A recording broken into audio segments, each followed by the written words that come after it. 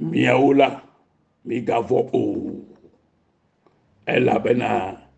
etsitre abe ale si wogblɔe ɖi ene. Miawo la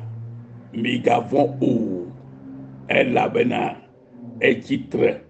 abe ale si wogblɔe ɖi ene. Mawu ƒe nya gblɔɖiwo la medana o. Nya sia nya si ke Mawu gblɔ eye woŋlɔe ɖi la medana o. Wo katã wovana me. Nye kplo miagaxlẽ nu ŋdia le kɔsida ƒe ŋkeke si ke nye Easter alo Pâques alo ŋutitoto vi alo Kristo ƒe tsitetsitsi ƒe ŋkuɖodzi ŋkeke ya dzi la mele kpɔnu bena miakudo miawɔ ɖeka le gbɔgbɔ me. Kristo ƒe gbɔgbɔ kɔkɔea me ne enya si ke nye nyanyui si ke wogatsɔ na mi egbe la ne nawɔ eƒe edɔ le mia dometɔ ɖe sia ɖe ƒe agbezame bena ame siwo mekpɔ va aƒetɔ la gbɔ la wonanye be Yesu Kristo ɖeka koe nye Mawu. Eya gbɔ koe xɔxɔ le, eya gbɔ koe agbe kpɔkpɔ le, eya gbɔ koe ŋutifafa le, eya gbɔ koe dzidzɔkpɔkpɔ le, eya nye nu sia nu na mi, yenye miaƒe xɔxɔ ƒe ekpe gbadza.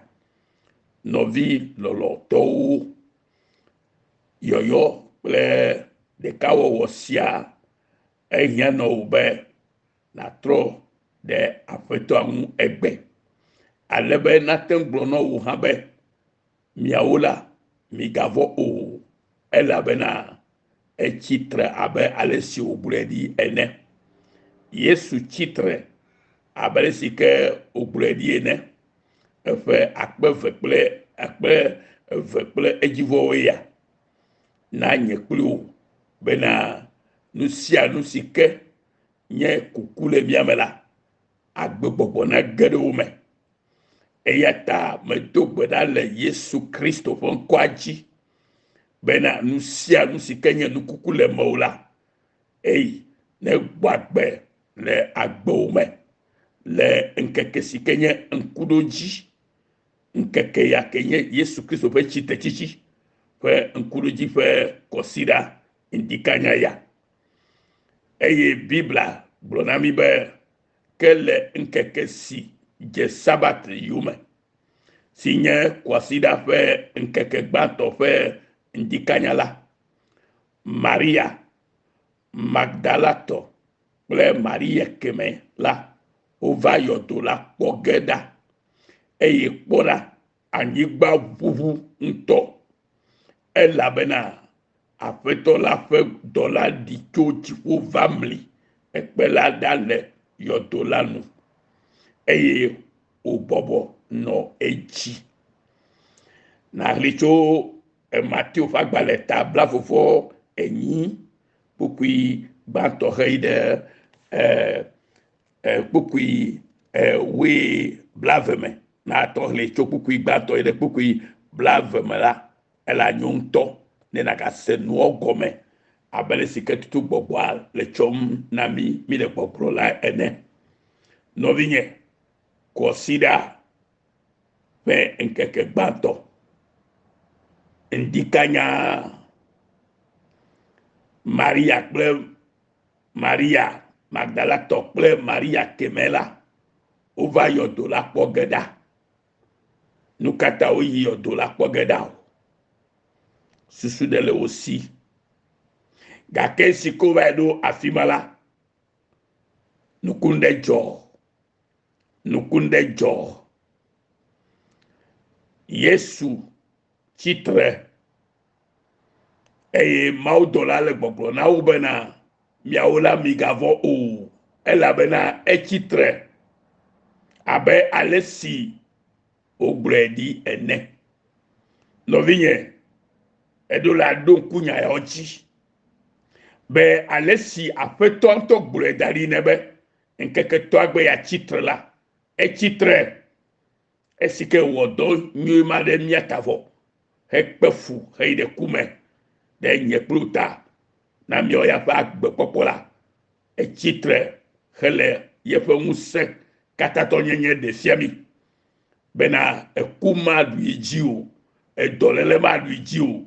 eye futo ko nye amesio tso edasila o mo nyabe edodasi o nyena yitaye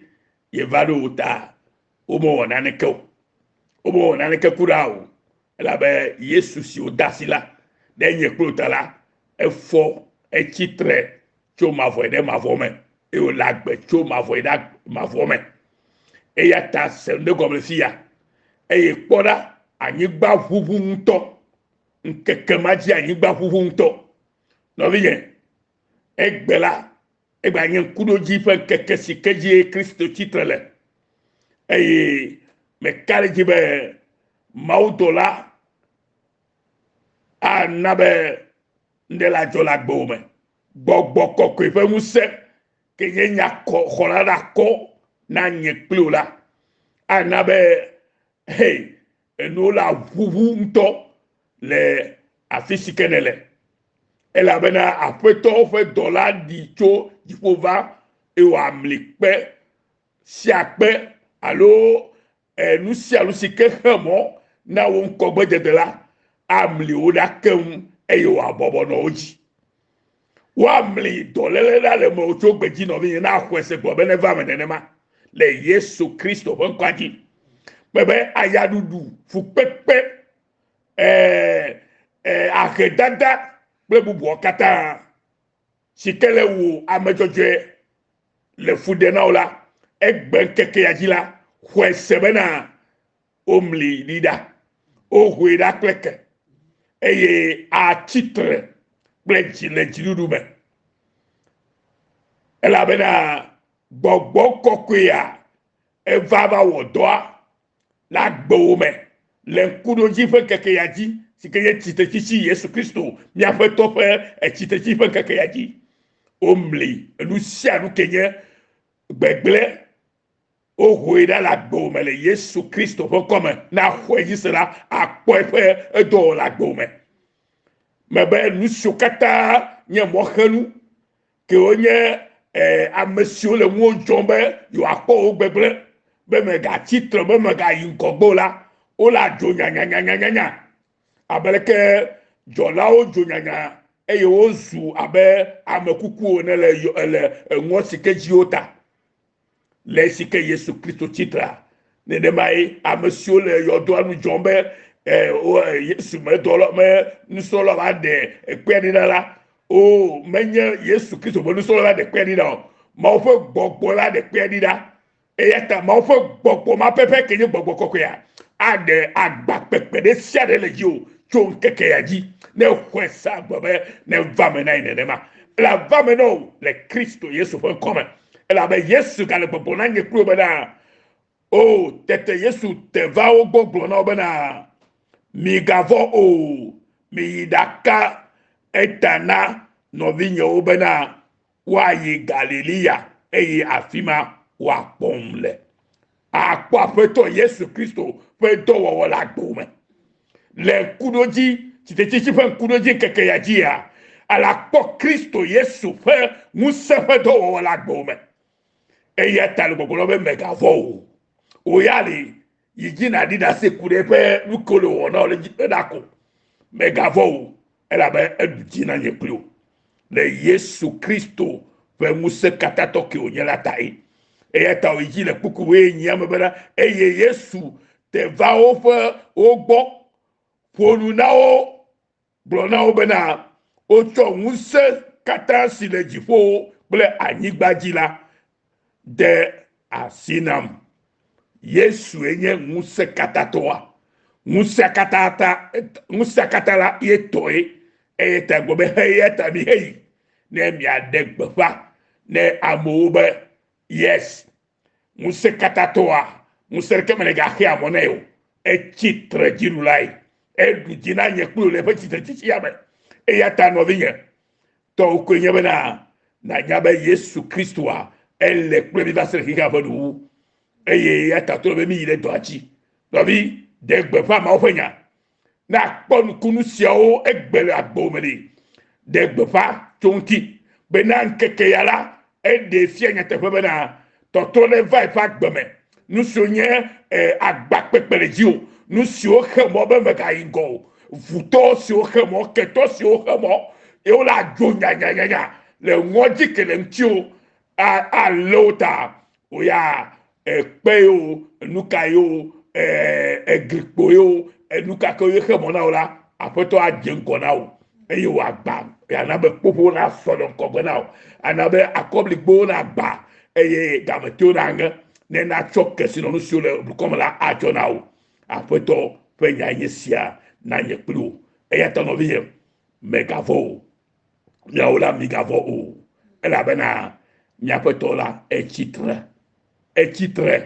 na ye plu pe e titre chichi ye plu pe vous popo ye plu pe ya ira to susu ye plu pe amon tonto ke ye am jojo susu le Kristo Yesu amen ba wo ne ira o le consider ya pe keke yaji ale bena to gale ne va gbome bena na nyabe Yesu pe enkuroji pe chitije pe enkuroji pe keke yala ewo enyate pe awo nde la gbome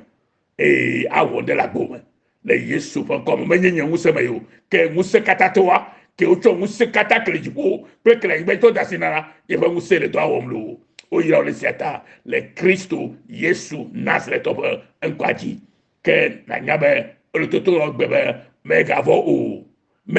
o no vinye megavo lo le Yesu bon comme ese no vio Yesu yo o yira maulolo avoji lo afa gbe to to for minute mission Australia amen.